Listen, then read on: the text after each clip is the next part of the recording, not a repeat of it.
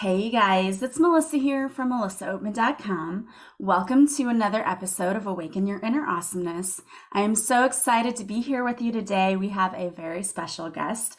Today we have with us Mr. John Strelecky. He is a best-selling inspirational author who has sold over 8 million books and it's been published in 43 different languages. And he is an avid world traveler who is here today to talk to us about how we can really tap into our purpose in life and talk about his method of helping people to tap into their own purpose that he calls the Big Five for life. So I cannot wait to get started talking to him today. Today's episode is brought to you by the Tell Us How to Make It Better podcast. Creator and founder George Siegel started the Tell Us How to Make It Better podcast because he was tired of hearing so many people complain about problems and not doing anything to solve them. So each week he interviews people that have identified a problem and are doing something to make it better. Each week he tackles problems like climate change, disaster preparedness, to decision making. So if you, like George, want to make the world a better place, check out the Tell Us How to Make It Better podcast. It's available on all platforms.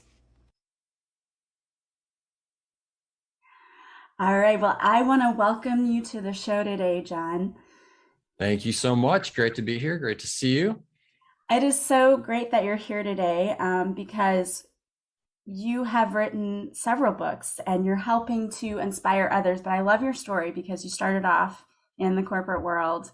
As a lot of people, they start their stories like that, right? Like, I was in the corporate world, I was in this grind, and just you weren't very satisfied with that. So I would love it if you just tell us a little bit about yourself and your story and how you went from corporate America guy to now traveling the world and helping other people find purpose in life. Sure. Yeah. My story is actually even more bizarre if I backtrack it a tiny bit. So I'll do the fast version, but I was one of those kids. You sort of have two groups of kids when you're growing up in the high school range. Some people know what they want to do and who they are, and they've got a good sense of that. And some don't. And I was in the latter category. I really didn't know what I wanted to do with my life. And for some reason, after watching the movie Top Gun, I decided that I wanted to be a pilot, in part because I knew that if you were a pilot, you could get free airline tickets. And what I really wanted to do was to go see the world. And so I was like, well, that sounds pretty good. You get free airline tickets. And so I invested my life savings. I had been working since I was 12 years old. We didn't have much money when I was growing up, in my dream of becoming a pilot and eventually getting to go see the world. And unfortunately, or fortunately, as it turned out, when I was 21 years old, after all of my training and all of my investment, I found out that I could not be a pilot because I had a very, very rare heart condition. And so literally in one day, it went from being, this is going to be your life, towards this is never going to be your life. And so it took me about a year to regroup after that. But in the regrouping process, I went and had a turn of events, ended up getting my MBA and entering the corporate world and endeavoring in that for 5 years until I was like, I don't think I can keep doing this because I don't have a hard connection to it. And so I left everything behind to go backpack around the world. And did that for a year. And I know that you're a traveler too. Yes. And so when I came back from that, I was a very changed person. The way I looked at my life, the way I looked at the world, the way I looked at what I could do with my life, the value of a day. Like, that's a very interesting concept that changes a lot when you're out there backpacking the world. And so when I came back, I had a stream of conscious typing experience that lasted for 21 days where it flowed through me. And that is the cafe on the edge of the world. I wasn't a writer. I didn't think of myself as someone who dreamed of being a writer, but I think for whatever reason, after I demonstrated to the universe that I was willing to leap into the unknown, follow my heart, that the universe said, we have a little task in mind for you, a little game we'd like to play with you. You're going to be the author of this book series. And so here we are now. The book, as you mentioned, is in 43 languages, and it's been a 7-time bestseller of the year. It's being turned into a movie, and all because I took that leap into the void. So I love helping people do the same. I love that story, and that's awesome. And it's amazing to me what traveling can do for people and how, when we travel, we connect to other cultures, other people, but we learn more about ourselves too in that process. Yeah, it's interesting how no matter where you grew up, you have a perception of reality based on your life experiences. And then when you get out there and travel, even little things, like I remember the very first time I ever traveled overseas, I did a 10-day trip to Italy with two friends of mine. And then I did a month wandering through Costa Rica with a backpack. And I remember in Italy, we were staying with some friends of one of my friends in Milan. And so we were just like crashing on the floor, crashing on the couch. And I went to go take a shower and I couldn't figure out how to get it to go hot.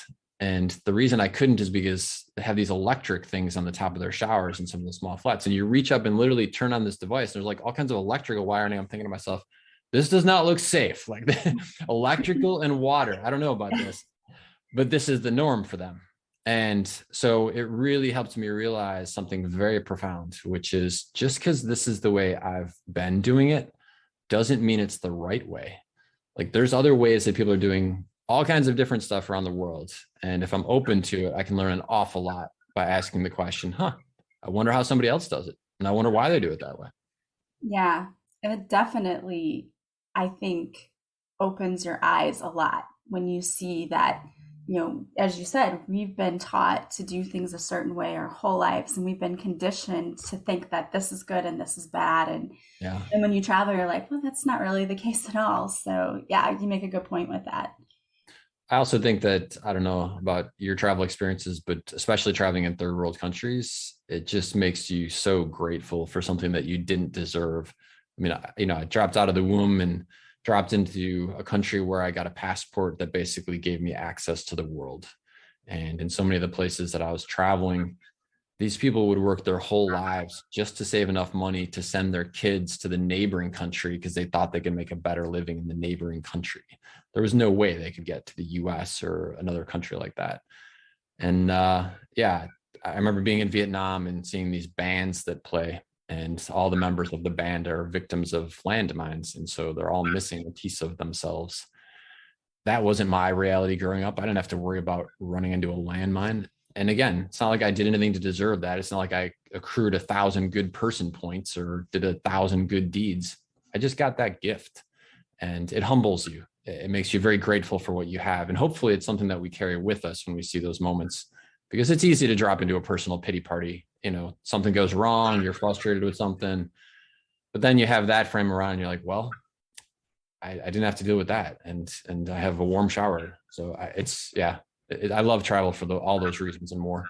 Yeah, and it does. If you're like me, I love to travel, but also I love coming home even more because I appreciate, my bathtub or my bed or, those kinds of things too, or getting to see my dogs when I come home.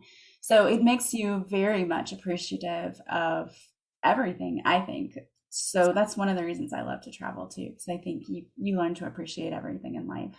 Yeah, totally. And I think that I find that about 95% of people have travel on their life list of something that they'd like to do. So one of the other benefits is that it gives you a good taste of an alternate reality that you could be spending your time on. And so if you dream about Hawaii, but you've never been to Hawaii, it has a certain pull for you. But if you actually go to Hawaii and snorkel, like Black Rock or some other famous place there, and you love it, now when you go back home and you're working, even if you don't love the job, the money that you're earning has a whole new level of usage. And so that applies whether you love castles and the first time you ever see a castle in Germany, or some other in Africa. Like one of the places that I love the most in the world is Southern Africa. And it's one thing to see it on Discovery Channel, but when you're there in the Serengeti and you're watching the animals and the sunrise, if you've ever dreamed of it and then you experience it and then you go back home, like you will work like a dog to get yourself back because it's such a magical place. Yeah, I totally agree with you. That is one of the things. Greece has always been on my bucket list, Greece and Croatia. And we're actually going to be doing a cruise next summer to go see both of those places. And I'm very, very, very excited about that because that's a Fantastic. bucket list thing for me. And I'm all about, set goals and make sure that you get yourself there. Like, don't spend your whole life just dreaming of things. Get out there and do it. And so I want to get into talking about what you're doing now to help other people, because you came home from traveling around the world and you wrote this book in 21 days. And I know exactly what you're talking about when you said that you channeled this book because it was like a stream of consciousness that it's just flowing through you. I Yeah. feel like that was the same thing when I wrote my book too, was I wrote it in like a couple of months because it just came so easily. And I feel like that wasn't me at all. That was just me channeling the book. So I understand what you're talking about there. So the book is called The Cafe on the Edge of the World. Tell us a little bit more about the book and why you wrote that. Yeah, like I said, so I think it picked me more than I wrote it. But I will say that I would say the very first person who's supposed to read everything I write is me. Like the life lessons and the stories are things that I've been struggling with, or trying to figure out, or wondering about. And so my whole life, even from the time that I was a little kid, I was trying to figure out, what is the point of life? I would look at adults who were unhappily doing jobs that they didn't like. I would look at people that were getting degrees that they didn't enjoy the subject matter. And for some reason, as a kid, I was processing that and trying to figure out, wait, like seriously, like this is the whole game of life. That's what we do. And then we get to age 65 and then you do fun stuff. It just didn't make any sense to me as a kid. Right. And so I really thought that I was the only person wondering these things, asking these things. And then when I came back from my travels around the world and had the story flow through me, there's 3 questions in the cafe menu that the character discovers. And the first one is, why are you here? And that was really the question I was trying to figure out for myself is, wait, if life is about 28,900 days and that's about it, then what do I want to do with that? And the next question after that is going to be, well, I don't know. Why are you here? Are you here to be a world traveler? Are you here to be an inventor? Are you here to be a therapist? Are you here to be? And so it really leads you down a very interesting series of questions of, why do you exist? And that not only asks you the question for yourself, but even sort of the big question, why does the universe exist? And so it just opened up a very interesting suite of questions for me. And the second one on the menu is, do you fear death? And what I've discovered over the course of my life is that we don't fear dying. What we fear is getting to the very end and realizing that we didn't live, that we had this profound opportunity, these gifts, and we didn't use them. And we fear that moment will come someday, because we know intuitively that the end will come. We don't want to deal with it. We don't think about it every single day, but we know it's there. And so that's the real fear. Well, the easy way to make sure that that doesn't happen at the end is to live an extraordinary life while you can. If you do that, then you're going to get to the end and be like, well, maybe I didn't get to everything, but I sure got to a lot of good stuff. Yeah. And the last one is, are you fulfilled? And the answer to that one really depends on what would make you feel fulfilled. It ties into, why are you here? And so the character in the book discovers those questions, and those are questions I had been thinking about and wondering about for a long, long time. Yeah. I don't know. I mean, were you like that when you were growing up? Did you have those Yeah. thoughts? Did you Yeah, really of doubt yourself? course. And I think more so as I got to the point in my life where I started my career, I had kids. Mhm. Unfortunately, then you're like, wait, I'm stuck in this career and I don't really like it, but I don't know what my path is. And then you start questioning. So for me, I've questioned that at several points in my life. And I like to refer to those as me having my like spiritual awakening moments Yeah. where I've gone through different transitions in my life, whether it was getting a degree in finance. I remember I listened to your podcast on Yeah, purpose, which is a not great liking that podcast. at all. Yeah, and so changing that and going back and then becoming a teacher and then even shifting again and doing a podcast and writing a book and opening a business, like it's changed for me throughout my life because for me, like what makes you fulfilled in one point is different for me Yeah. than at other points in my life. I think it depends on where you are in your life too as to what makes you fulfilled. Yeah. And you mentioned kids. I have a daughter as well. And so definitely the time that you spend with your kids, or the experience of being a parent, is a huge shift. Just the other day, I was looking at a little picture that's next to my bed of my daughter and I, and she was 2 at the time. And we used to play this game of wrestling where she would tackle me and I would pretend I didn't know she was there. And I would say like, oh, I hope nobody's going to come and like, tackle me or anything. And then out of the blue, she would just come and blitz me. And she would just laugh and giggle. And there's nothing more precious than a little kid giggling. It's just the greatest sound on the entire planet. And I was looking at that picture and thinking to myself that literally, if I didn't get to do anything else, the fact that I got to be dad was the greatest life experience ever. And it's not like it's over, but she's 15 now. And so it's a different transition period. Mm-hmm. And to your point, I think we have these different things that open up vistas to a world. And if we decide to walk into that world, it can be one of the greatest things ever. Interestingly, one of the questions we rarely ask or rarely get asked is, what are you going to leave behind? Because in order for us to walk through one door, we have to leave another room. Mm-hmm. And very often in today's society, we think that we'll be in all the rooms at the same time. Yeah. And it doesn't work. And it's sort of an unfortunate situation. But to me, one of the greatest questions we can ask ourselves is, where am I going to be from? What will I leave so that I can go do this thing? I mean, where did you find the courage to make some of your big, I'm going to leave this behind decisions? Um, for me, it was the thought of getting through life and feeling like I didn't get to experience anything. Yeah. It was that feeling of I get up, I do the same thing every day, and like I don't want to keep experiencing this in my life because it's not a pleasant thing to feel like there's nothing to be joyful for. And I know you have to look for things and, reframe your mind, but also there becomes a glaring thing in front of you of like, these are the things in my life that I can't continue to live with because Yeah. they're not making me happy. So Yeah. that's really what it was for me. And was it one day? Was it a defining moment? Not necessarily one day, but I think things that happened to me in my life. Like the first thing really was my divorce, and being in a toxic and kind of abusive marriage was the first thing for me that, okay, you can't live your life like this. You're miserable. You can't do this. And then the next thing was also a major breakup of me saying like, wow, I keep, attracting the same people over and over again. So there's got to be a reason. And I realized it had to be with me. I had to look within for myself and what was I doing? Because it's not like you just don't always have bad luck. It's not like that. It's something that you're continuously doing that keeps attracting the same type of person. So those kinds of things to me would open my eyes to say, wait a minute, are you really happy? Like, what are you doing in your life? Are you feeling fulfilled? And that sometimes led to shifts in career, Mm-hmm. as well as working on myself and doing like the inner like healing that I needed to do. I like that. It sounds like a combination. I call this playing the fast forward game.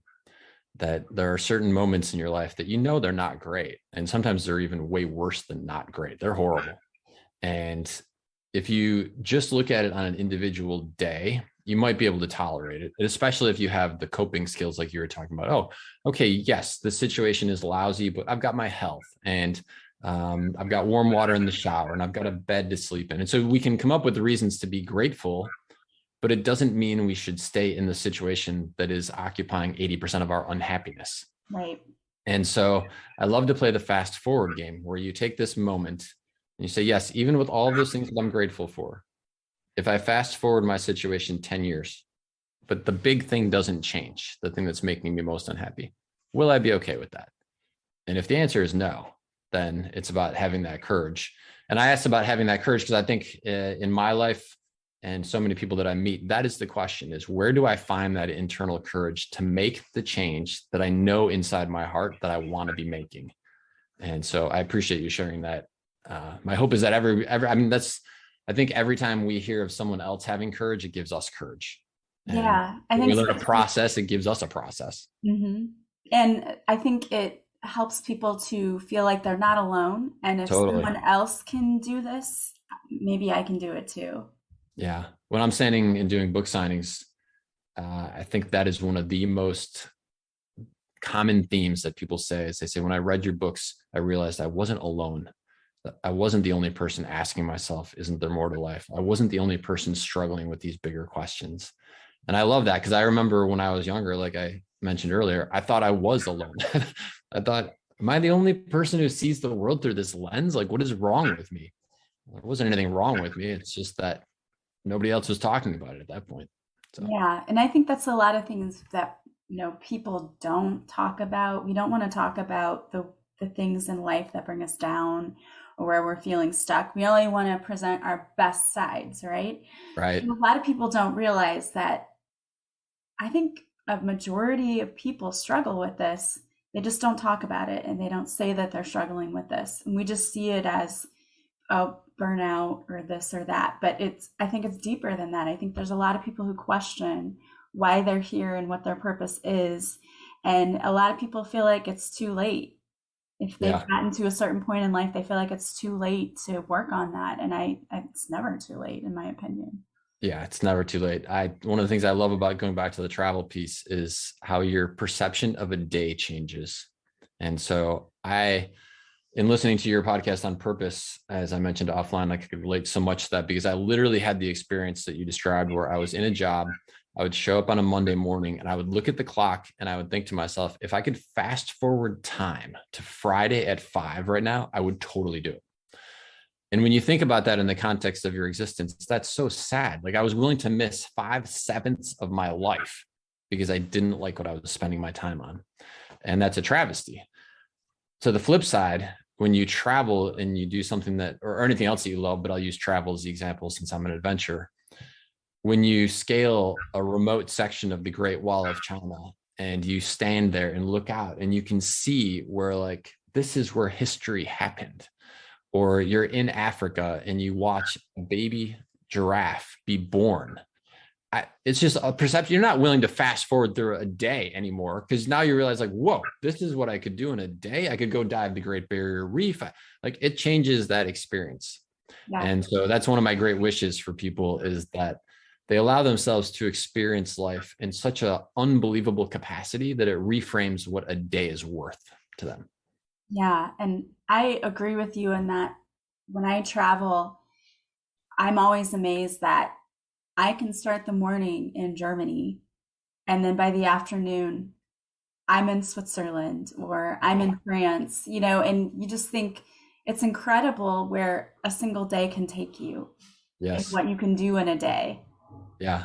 And it is about finding that courage. And I will say for myself, one of the things that has really helped me is a similar technique to what you described. And that is, it's a combination of the playing the fast forward game that I mentioned. And then it is that second question on the cafe menu, do you fear death? I don't want to get to the end and look back and say, well, I really wish I would have. Like, I know I could have.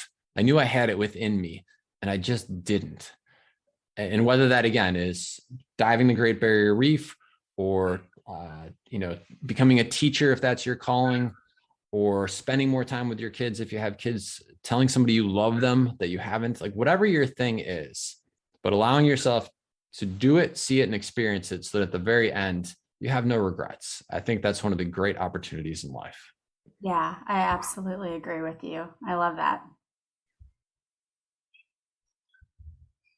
So I want to kind of shift the conversation a little bit because I know that you have the Big Five for life and you're helping people using this technique. So I would love for you to explain that a little bit to us.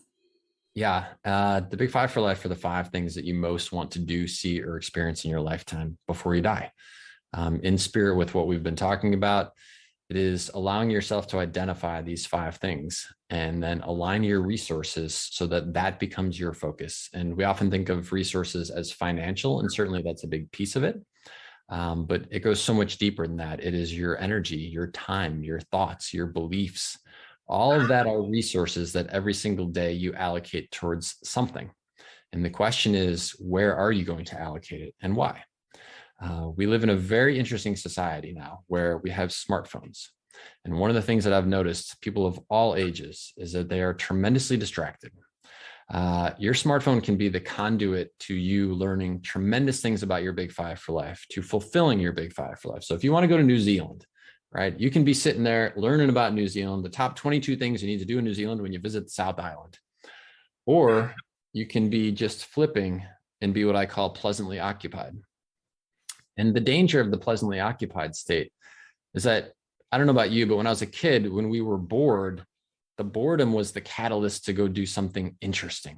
It Mm-hmm. was the boredom that fostered the drive to be doing something different. When we're in that state of just flipping and pleasantly occupied, we lose that catalyst for change. And so it's a very interesting time in humanity of whether or not we're going to rise above this type of obstacle and actually live a truly extraordinary life. And so When you know your big five for life and you align your resources, including your time, so that instead of just flipping and looking at somebody else living an amazing life, you're actually allocating that time towards you living a spectacular big five for life existence. It is unbelievable how the energy and the cosmic algorithm of the universe shifts to support you. What I've noticed is that in the same way that there is an algorithm within Google, where if you type in purple cows with pink polka dots 500 times, it's going to give you articles, pictures, videos, etc., all about purple cows with pink polka dots. That in my life experience, there is an algorithm underlying all things. And the algorithm is not looking at what we think and what we say as the primary driver. That's a piece of it. The huge piece of it is, what do we do? Because our actions are what indicate to the universe that this is our area of interest. And so if I sit at a desk or I stay in the relationship that's not good for me, but I sit in the desk at the job that I don't like, the benevolent force that is the universe says, how fascinating. Like John could do anything with his life. Again, he could be diving the Great Barrier Reef. He could be wandering Machu Picchu in Peru. He could be inventing something cool to solve a water problem. And instead, he's choosing to sit at that desk with his back hurting and his eyes are getting all foggy. I don't understand why he's so attached to it, but again, he's a creature of free will.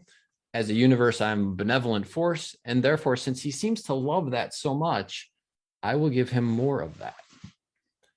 And when we start to think about our lives that way, it changes everything. Because if we're thinking about what are our big five for life, and then we're actively bringing that into our existence in some way, shape, or form, the algorithm says, oh my gosh, that's what Melissa really cares about. Why don't I give her more opportunities for that? And that's when you have the random coincidence moments. That's when you're standing in line at the Starbucks and the person behind you says, I don't know why, but something tells me that you're thinking about going to New Zealand. And you're like, how is that even possible that they know that? Right? I mean, have you had those experiences in your life where you've had that random coincidence moment? Oh yeah, absolutely. Whenever I was wanting to write a book, but wasn't really sure if that was the thing I was supposed to be doing, Yeah. a commercial just came on TV and said, "Are you looking for permission to write that book? Well, here it is." And I was like, "Oh, okay, okay. There's my permission." There you go. Yeah, I totally believe that that happens and that the universe always aligns us with the guidance, but sometimes we're too busy to see it or to hear it or to notice it. That could have been easily me walking into the room, seeing TV on in a commercial and not paying any attention to it at all. But Yeah. the fact that I tuned my attention, because I don't watch commercials. Who watches commercials anymore? Right. That it came on right at that moment. And I was thinking, should I be doing this? Is this really my path? And then you need permission. Here's your permission. So, Yeah. yeah. Yeah. One of the things I love about the Big Five for life is that as I've used it in my own life, as I've seen the impact it has on others, the equivalent story that I would share is it's like turning on 5 radio stations or 5 podcast focused channels, etc., where you are sending out the message to the ether that says, these are the things that I am most interested in right now. And so it heightens your awareness. It alerts the cosmic algorithm of the universe that says, oh, look at that. She's really interested in teaching. Why don't I give her resources about teaching? So I think it's a combination of your tuning into it when it's everywhere around you. But I 100% have seen it happen so many times that I also know it's the algorithm saying, oh, you're interested in that? I'll give you more of that. Yeah. It's really amazing to me the way that the universe does work and align us to where we're supposed to be in exactly the right moment, because it takes so much calculated effort to be exactly where you're supposed to be at the right time when the right person shows up to Yeah. help you get started with whatever it is that you're wanting to do. And I love that. And I love that the big five that you have kind of helps people to focus on, because I think this is the biggest question. A lot of people say, I don't know what I want. I Right. don't know what I want. So Right. I love those kinds of programs that help people, or the big questions that help people focus on what it is they do want in their life. Because I think we spend a lot of time focusing on what we don't want, Mm-hmm. which again then attracts more of that, instead of trying to ask ourselves those questions, like, what is my why? Well, what would make me happy? Well, what would make me feel like I was being fulfilled? But we Yeah. never ask those questions. It's not something that we're typically taught in school. So you'll go through years and years and, decade plus of schooling, and you'll learn really great things to read, to write, math, science, history. Rarely does someone ever say to me, yeah, I had this amazing experience while I was going through my academic education. And someone sat down and asked me the question, what's even one thing that you most want to do, see, or experience in your lifetime before you die? It just isn't part of the typical dialogue. It happens with individual teachers. It happens with individual students who happen to connect with that right person. But by and large, it's not part of the system, the quote unquote system. And so, yeah, you're going to go through most of your life and probably not get it. That said, there are easy ways to start thinking about this. So let me give a couple of tips for someone who's at that place where they hear what we're talking about and they're like, yes, I would totally love to align my resources around my big five for life if I knew what they were. And so here's a very simple one that I've seen work very effectively. Ask yourself the question, who is living my dream life? And come up with 5 examples and take the time to write down, what is it about their dream life that is the dream life part? Is it the fact that they get to be at home with their kids? Is it that they are on television or in magazine covers? So there's a celebrity aspect to it. Is it that they seem to have a lot of free time? Is it that they get to go travel the world? What are the aspects of their life that makes it the dream life? And then learn as much as you can about that person, because there was a story. They came from somewhere before they became that person. Either they took courses or they overcame obstacles, but learn as much as you can about those 5 people. And what you're going to notice is you'll start to see patterns. And those patterns are basically the pathway for you to go from where you're at to that kind of life. It works amazingly effectively. It sends a brilliantly bold and spectacular symbol and signal to the universe saying, this is of interest to me. And so you'll get lots of very coincidental, not so coincidental moments of support in that regard. And it helps you then figure out directionally where you want to start going. In sync with that one, I'll give you another tip that has worked really, really well. And that is, your brain has one primary goal, which is to keep you alive. And so what it wants to do today is whatever it did yesterday, because you're still here. It must have worked. I didn't get eaten by a saber-toothed tiger. I didn't get stepped on by a woolly mammoth. It must be working. We're still here. And so the danger in that is, if you're not careful, you'll just end up doing the same thing today that you did yesterday. And as you talked about, you were in a relationship that wasn't the dream relationship for you. You found the courage to say, I actually want to have that not be my tomorrow.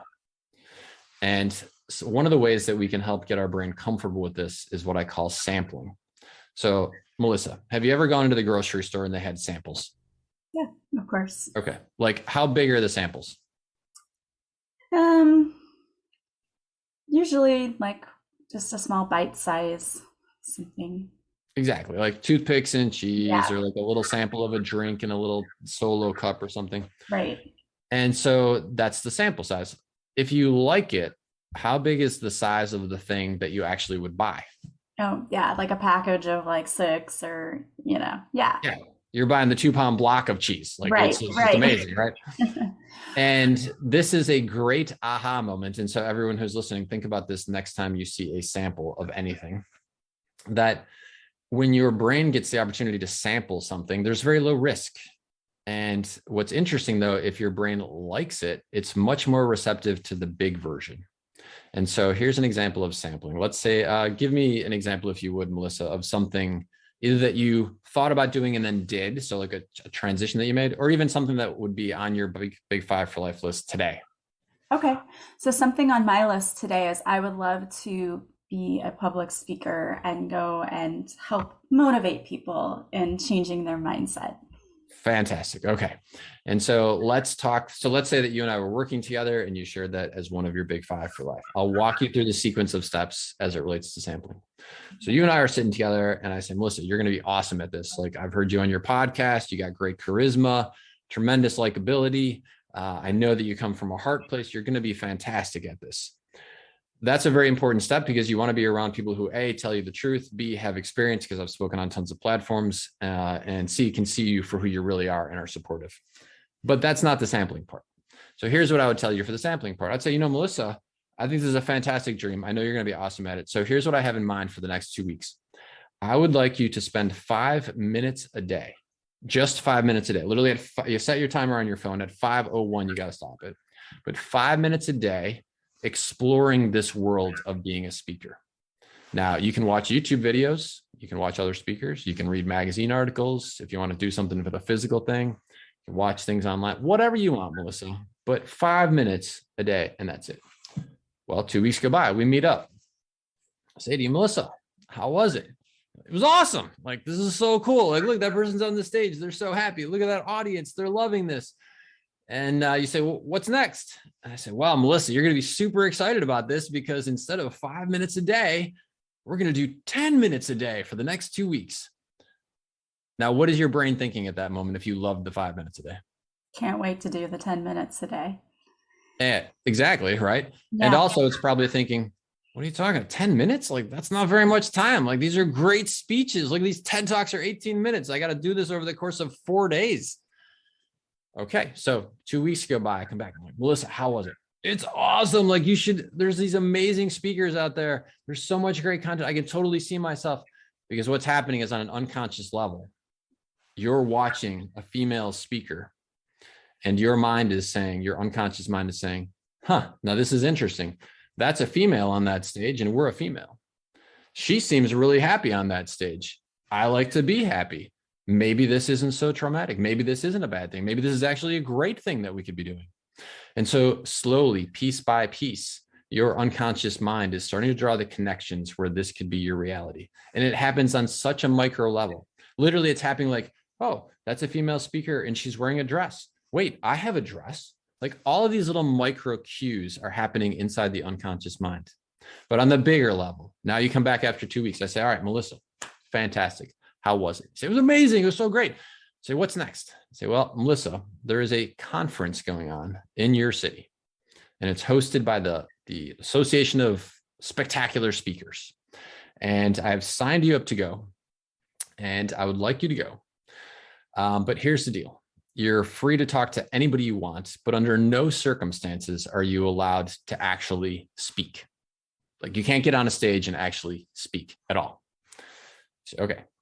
So you go to the speaker conference and you're meeting all these people. And of course, what happens when you meet people who love the thing that you're trying to love? Yeah, you just connect and yeah. Yeah, right. I mean, talk to a fellow traveler about traveling and see if you can get them to shut up. If someone says to me, John, I'm thinking about backpacking around the world. Can I get 10 minutes of your time? I'm like, no, because we're going to sit down until literally I've got you back in your backpack. Like, it's going to take however long it takes, but 10 minutes is not going to be enough. So you go to the speaker, then you meet all these people who are so psyched about speaking. They tell you these amazing stories. They love it. And they've got little demo areas where you can actually stand on the stage and do your thing. And so, like, come on, Melissa, come on, get up on stage. Just get up on stage and just share your heart, right? And you're like, I can't. I'm like, well, no, it's okay. It's so fine. It's like, come on, that's what it's here for. Come on, get on the stage. You're like, I can't. I'm like, why can't you? My coach wouldn't let me. Right. Well, now what is your brain doing? Trying to probably think of all the ways you can get on that stage. Absolutely. Absolutely, Melissa. It is transitioned from you trying to pull your brain in the direction that you want to go to your brain pushing you in the direction that you already know that you want to go. This is the power of sampling. And so this is a fantastic tool. I've used it countless times in my own life. I've seen countless people use it in theirs as it relates to their big five for life. And this is something that can help every single person who's listening transition from wherever they're at to where they want to go. And I can't wait to see you on a stage, by the way. You're going to be awesome. Thank you. I love that. I mean, that is such a great way to put meaning to that for people so that they can understand how that works when you're, trying to motivate yourself, to push yourself to go towards your goals or to check into something. We don't think about that, but I love that. I mean, of course, we've all had sampling every single day of our lives. You can't go into Sam's or any other kind of without having that. And always as a kid, by the way, I loved sampling day at Sam's. That was the only time I liked going to the grocery store with my parents. But, you got to try things. But what an easy way just to small steps work toward what you want to do. I love that. Awesome. Awesome. Yeah, because we It's grew up in a accessible for anyone. society where what's that? It's accessible for anyone too. Accessible for anyone. Absolutely. We grew up in a society where we think it's about working harder, working more hours. And don't get me wrong, part of the reason that I am where I am in my life is because I had a tremendous work ethic that I learned at the time that I was 12 years old. Because, like I said, we didn't have a lot of money, and I knew that if I was going to get to go do the things that I wanted to do, I had to put in the time. And that is definitely the case. But I had a major epiphany one time. I was doing an interview in Taiwan. I don't know if it was because it's very feng shui or whatever, but they were asking me this question about manifesting and bringing things to life. And I had this vision of a river going, if you've ever seen like a mountain river where there's a lot of big boulders in the river and there's sticks and logs and the rest of that. And I had this vision flash through my head. And I know you've talked in your purpose interview and some of the other interviews about trusting your intuition. When your intuition sends you these, like, listen up, because there's something there for you to learn. And so here I am in front of the camera and I have this flash of intuition. We're talking about the big five for life. And I start explaining what I'm seeing. And I said, I just had this amazing revelation. I said, most of my life, I was that person or the entity, the water coming down the river. And the destination is the lake. And that's my big five for life. So I'm moving in the direction where I want to go. And when I would encounter the giant rock, my strategy was I'm going to hit that rock as hard as I can. And if I don't get through it, I will back up and I will hit it and I will just keep at it. And I will never give up and never give up. And eventually, in a million years, I will work my way through that rock. Right. But what's fascinating is water does something completely different. Water will hit that rock initially, but if you watch it, it'll actually sort of come back and it will eddy and turn, and it will look for what is called in physics the path of least resistance. It doesn't stop moving in the direction that it wants to go, but it looks for the path of least resistance to get there. This is another amazing aha as it relates to living your big five for life. Find the states of flow. This is so countercultural, and it is so effective if you can master it. This is why when my intuition said, sit down and start typing, I sat and started typing versus figuring out the 42 reasons why it didn't make any sense. I didn't have the skills for that, didn't have the training for that. What am I going to do afterwards? I don't know what to do with a book. When you're in that state of flow, you can function at a level that is unprecedented. And so if someone is listening to this and thinking to themselves, wow, yeah, I seem to just be backing up and hitting the rock 1,000 more times. I admire your courage. I admire your conviction to getting to your destination. Allow yourself to find flow. Yeah. That is absolutely like the best point I think that you could make, and one that we miss. And I've done it in my own life, and a lot of people do that. We try to control. We want control. And the more you try to control things, the more we make it difficult for ourselves. And when we can learn to just let go, I had a very similar epiphany moment when I was walking along water. It was along a creek. And I just saw that the water just flowed. And that's what I heard loud and clear in my brain. I heard, just let go. Yeah. What I heard was like, when you let go and you just let things flow the way they're meant to flow and stop resisting all the time what the universe is trying to push you through, you make things so much easier for yourself. Yeah. So don't give up on the destination, but be Right. open to the interesting way in which you may get there. Yes, exactly. It may not be the way you thought it was going to be. That's okay, because the universe has better ideas than we do. And interestingly, this is something that you learn when you're out backpacking around the world. One of my favorite ways to travel is to buy an airline ticket that gets me from my home city to where I'm starting the trip. And then once I get there, I don't know what I'm doing. And you just go in that state of flow. And it's crazy. You'll be in a random cafe and you'll talk to someone who's like, oh, did you go here? And you're like, what, Plitvice Lakes in Croatia? You've never been there? Oh, it's awesome. Like, it's one of the most spectacular things in the world.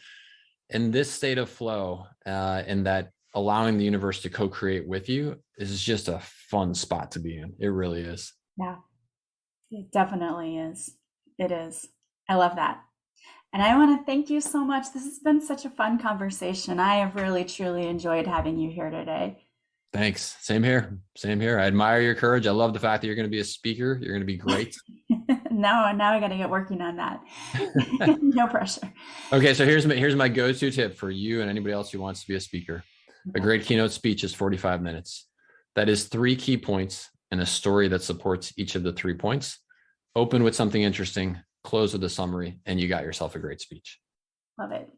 Love it. Well, thank you so much. Yeah. Now, we have people out there listening who want to buy your books, or maybe they want to work with you or follow you or listen to you, because I know you've been on other podcasts as well. What's the best way for them to do that? Yeah, absolutely. So book purchases, Amazon is a fantastic vehicle because everything that I write is on there. It's probably in your local bookstore too, but certainly check Amazon first. And as far as social media goes, we actively post thoughts and ideas that I have that are inspirational in nature. And so that's John Strelecky. So please go ahead and follow us on Instagram if you feel like a good dose of a healthy dose of inspiration is something that you're looking for. And then something longer, if you look on my website, which is johnstrelecky.com, sometimes I'll have a thought or an idea that isn't necessarily something I'll fit into a book. So I'll just write a piece about it and I'll post that on my blog. Awesome. Well, I highly, highly encourage you all to go and check that out. And again, I want to thank you so much for being here with us today and imparting your wisdom, because you had some fantastic points and ideas, and I love it. Especially love being able to interview a fellow traveler. So thank you again for being here today, John. You're welcome, Melissa. Enjoy Croatia and Greece. Thank you. And I want to thank all of you for being here with us today as well. If you like this podcast, please subscribe. Please leave a positive review from wherever you're listening. As always, I hope you have a beautiful day from wherever you're listening. I am sending you so much love and light, and I will talk to you soon. Bye, guys.